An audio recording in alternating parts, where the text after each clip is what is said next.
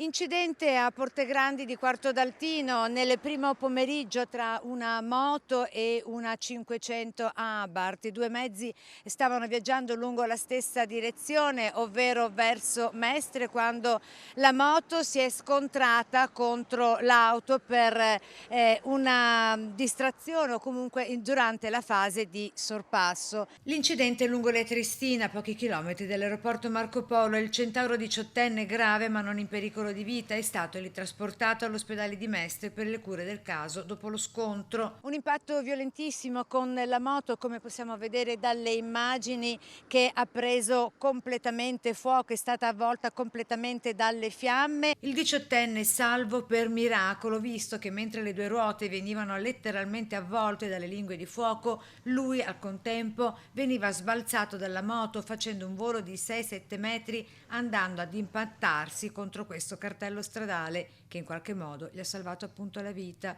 sul quale ancora visibili i segni del sangue del centauro.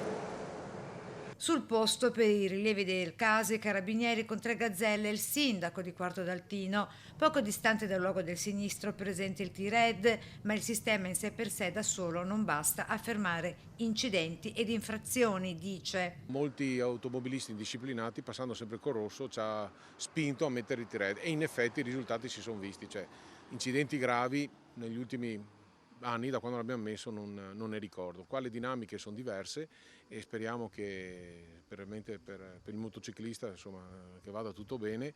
Purtroppo questo è un periodo, il periodo estivo è un periodo brutto.